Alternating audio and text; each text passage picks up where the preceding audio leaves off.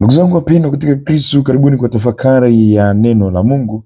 Leo katika tafakari ya neno la Bwana tunaendelea kukutana na mipango ya kutaka kumuua Yesu bado ikiendelea, na hali bado inazidi kuwa tete, na Yesu naye haogopi, kwani amekwisha kaza moyo wake kama gumegume kwamba atatetea mafundisho ya kweli na mwishowe atakufa kwa kutungiwa mashauri ya uongo, kwani watashindwa kumkamata kwa kosa lolote.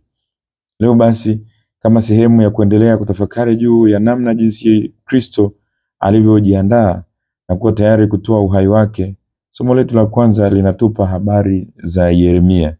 Huyu alikuwa nabii katika Israeli ambaye alikuwa analilia taifa la Israeli litubu ili liokolewe na Bwana.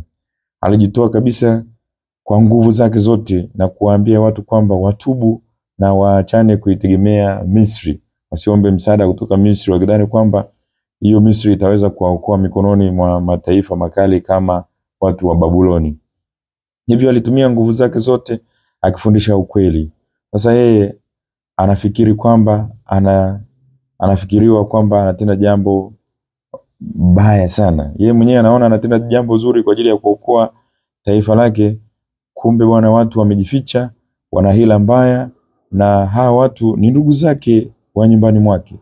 Watu waliowategemea wamlinde, lakini wamemgeuka ndugu zangu.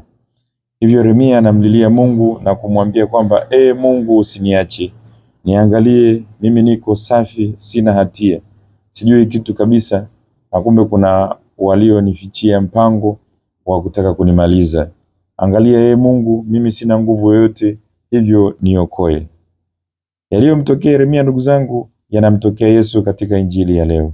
Mpango huu mbaya na wasiri unafanana na ule tunaousikia katika injili ya leo.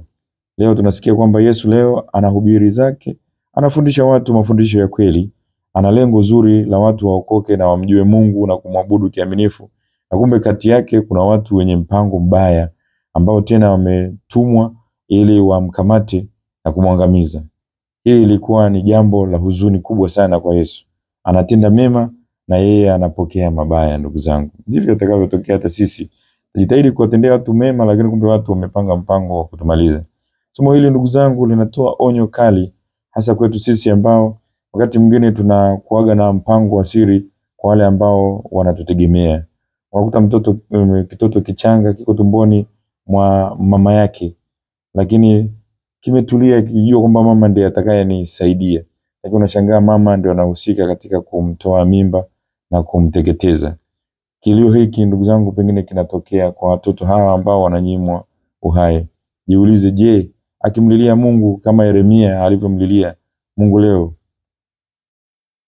kweli utabaki salama? Ndugu zangu, tutubu na kumrudia Mungu.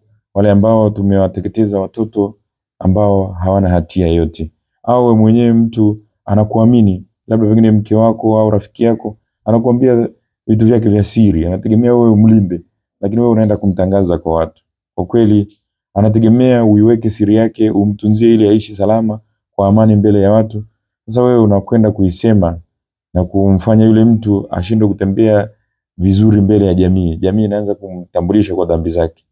Hii si sawa ndugu zangu. Tujitahidi kuwalinda wenzetu, hasa wale waliotuamini, tuwalinde.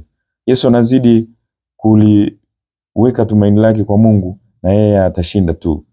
Na fikiria hawa watu uliowasaliti wakimlilia Mungu. Tafakari, watu uliowasaliti wakimlilia Mungu, je, utapona? Wale ambao pengine umedanganya, kuna dada umeambia kwamba utawaoa, wengine wasema umedanganya wanaume utaolewa na wewe, kumbe unadanganya, mwishoni umewaachia maumivu makubwa.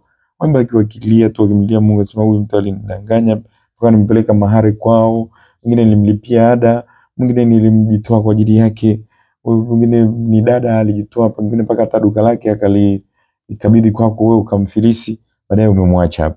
Kweli watu kama hawa wakimlilia Mungu hatutabaki salama. Ndugu zangu, tujitahidi kuwalinda wenzetu, wale waliojiaminisha kwetu, wale walioshirikisha maisha yao kwetu wakidhani kwamba tunajenga kwa pamoja, tusiwatese. Wale waliokuambia siri zake, acha kusema siri za watu. Ni kuaibisha dhambi za mtu ambayo si sawa. Kama utakavyosikia katika injili ya kesho, yule mwanamke mzinzi aliyekamatwa katika uzinzi. Watu wanataka kumwaibisha, lakini Yesu hakuruhusu hiyo hali. Yesu alimtazama kwa jicho la rehema. Na sisi pia wale wenzetu ambao wamekosea tuwatazame kwa jicho la rehema. Nakutakia siku njema. Mwenyezi Mungu akubariki na kukulinda, Baba na Mwana na Roho Mtakatifu. Amina. Naendelea kukumbusha shajara zetu za Asali Mubashara zipo pale St. Joseph Container ya Kwaya, zipo pale Msimbazi Bookshop ipo, Moshi Bookshop pia zipo, na hapa St. Damiano kwa Kapuchini Msimbazi zipo. Karibu sana ujipatie nakala yako.